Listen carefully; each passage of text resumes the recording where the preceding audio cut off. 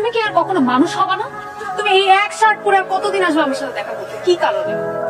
আমার আর শার্ট নেই। আচ্ছা তুমি কি চাকরি কিছু জোগাড় করবো না? তোমার জন্য আর কতদিন অপেক্ষা করবো বলো? কতদিন? আর বেশি দিন না।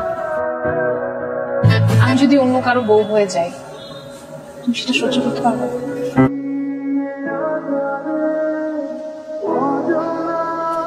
তোর বিয়ের জন্য কতগুলো সিভি আর ছবি এনেছি। আবার না, এই ছেলেটাকে সবচেয়ে বেশি পছন্দ হয়েছে। ছেলেটা একটা মাল্টি ন্যাশনাল কোম্পানিতে চাকরি করে, আর দেখতে সুন্দর ভালো। দেখ তোমাকে কতবার বলছি আমি এখন বিয়ে করবো, আর আমার তো অলরেডি পছন্দের একটা ছেলে আছে। সেটা তো বলেছিস, কিন্তু ছেলেটা তো কিছু করে না, চাকরি বেকার একটা ছেলে। তোকে বিয়ে করে খাওয়াবে কি? হ্যাঁ, চাকরি নাই, চাকরি হয়ে যাবে। বা সারাক্ষণ আমাকে বলতে থাকে একই কথা, ছবি দেখাও ছবি দেখাও। আর মেয়ে এদিকে আছে বেকার ছেলে, কি সব ঝামেলা আমার। তোকে যেটা করতে বলছিলাম সেটা করছো, আমাকে সিভিটা দাও। ও গতকাল আমি ব্যস্ত ছিলাম, সময় নেই। জি মহাশয়, জনাব সাহেব, আপনি এত কাজ করেন, আপনার এত ব্যস্ততা, তো আপনি আমাকে বিয়ের পরে কি খাওয়াবেন আমি একটু শুনতে চাই। আমি কেন তোমাকে খাওয়াবো? বিয়ে করলে খাওয়াতে হবে না? ডায়েট করবা, তুমি শশা খেয়ে সারাদিন পার করে দেবা। আচ্ছা এই কথাটা আপনি আমার মাকে যেয়ে বলতে পারবেন? অবশ্যই পারবো, আলবাত পারবো। আচ্ছা তাহলে কবে যাচ্ছেন? আমি কবে অ্যাপয়েন্টমেন্ট নিচ্ছি আমার মার সাথে? ফোন দিছো কেন? তোমাকে মানা করছি না ফোন দিবা না। আচ্ছা না, শোনো শোনো, তোমার সাথে আমার খুব ইম্পর্টেন্ট কথা আছে, কালকে একটু দেখা করো। একটা গুড নিউজ আছে। কি গুড নিউজ? সেটা দেখা হলেই বলবো। সূর্য কোন দিকে উঠেছে? ফোন পাঞ্জাবি পরে আসছে, ঘটনা কি? ওরা আসলে বিয়ে করতে যাচ্ছে, এখন বিয়ে করতে যাচ্ছে না। জিহান ছেলেটা অনেক ভালো, এরকম ছেলে আজকাল পাওয়া যায় না। ও নিজের একটা পছন্দ আছে, পোস্ট গ্রাজুয়েশন শেষ করে এখন চাকরির চেষ্টা করছে। এই বয়সে টুকটাক আবেগ থাকে, তুমি তো প্রশ্রয় দেওয়া ঠিক না। আবেগ কি জীবন চলে না, ডাকো।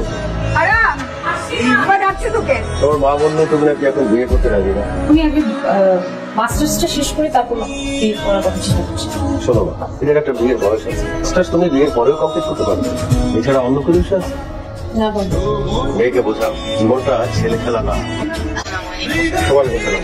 আমি গত 2 সপ্তাহ আগে আপনাদের ওই এইচআর ডিপার্টমেন্টের জন্য ইন্টারভিউ দিয়েছিলাম চাকরির জন্য। সরি স্যার, আপনাকে ইনফর্ম করা হয় আমাদের লোক দেওয়া হয়ে গেছে। ওয়ালাইকুম সালাম। আমি ফোন দিয়েছিলাম আপনাদেরকে, আপনারা ফোন ধরেন না প্রথমত, আর দ্বিতীয়ত 1 মাস হয়ে গেছে আপনাদের ওখানে চাকরি ইন্টারভিউ দিয়েছে, এখন পর্যন্ত জানা নাই কেন রেজাল্ট? ব্যস্ততার জন্য আপনাকে জানানো হয়নি, আমাদের এখানে লোক নিয়োগ দেওয়া হয়ে গেছে। ঠিক আছে। এতটাই সিরিয়াস ছিলাম যে একটা বেকার ছেলেকে আমি বিয়ে করতে রাজি ছিলাম। বাসার কোনো প্রেশার আমি এতদিন মানিনি। তোমাকে আমি সিভি দিতে বলছি যে আমি নিজে ড্রপ করে দিয়ে আসবো, সেটাও তুমি করো নাই। ঠিক নাই, চাকরি খুঁজে দিতে চাইছি, বাসায় তুমি বলতে পারবা না, আমি বলতে পারবো না, আমি সব ব্যবস্থা করতে চাইছি, কারণ আমি তোমাকে সিরিয়াসলি ভালোবাসি। লাইফে কোনো রেসপন্সিবিলিটি তুমি কখনো নিতে পারবা? মনে হয় চাকরির থেকে বড় জিনিসটা হচ্ছে তোমার সেই ইচ্ছাটাই নেই। তুমি লাইফটা শুধু এনজয় করতে চাও, মজা করতে চাও, তোমার কাছে সবকিছু শুধু ফান মনে হয়। তো আমি নিয়ে থাকো, আমার রেসপন্সিবিলিটি তোমার নিতে হবে না। আমি তোমাকে এগুলো সবকিছু থেকে মুক্ত করে দিচ্ছি।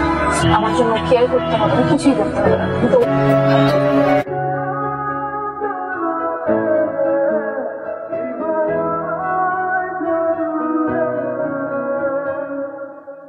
রূপা, আমি নিজেও তোমাকে চাই, ভীষণ ভাবে চাই। সে আমার খোদাই সবচেয়ে ভালো জানে।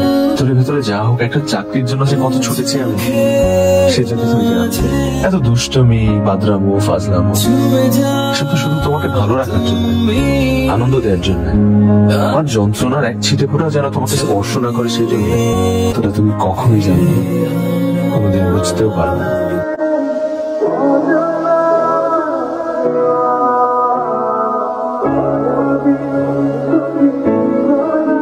কয়দিন ধরে বাসার মধ্যে শুয়ে আছিস আর একটার পর একটা বিড়ি খেতেছিস? ডেলিভারি কয়টা আছে, কোন হিসাব আছে? সূর্যের আলোটা কয়দিন ধরে দেওয়া অবস্থা? আমার কিছু ভালো লাগে না, চাইতে ইচ্ছা করে না। এখানে অরণ্য চৌধুরীর মিটিং থাকে? হ্যাঁ আছে, ওনার নামে একটা চিঠি আছে। অরণ্য, এই তোর একটা চিঠি আসছে।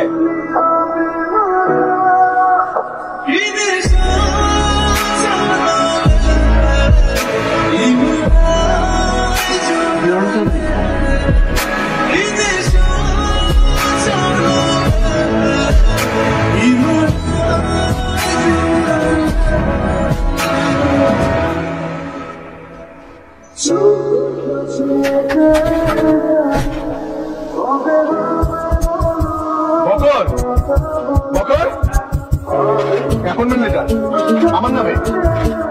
গত মাসে আমি একটা চাকরি ইন্টারভিউ দিয়েছিলাম, আমি অ্যাপয়েন্টমেন্ট লেটার আসছে আমার নামে। Seriously joining? ও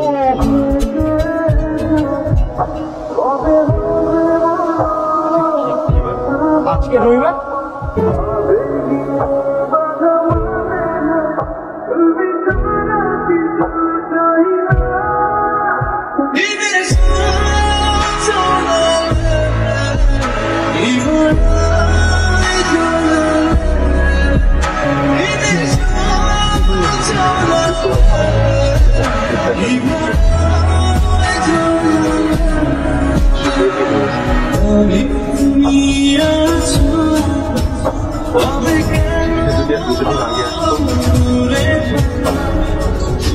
দুইটা দিন আগে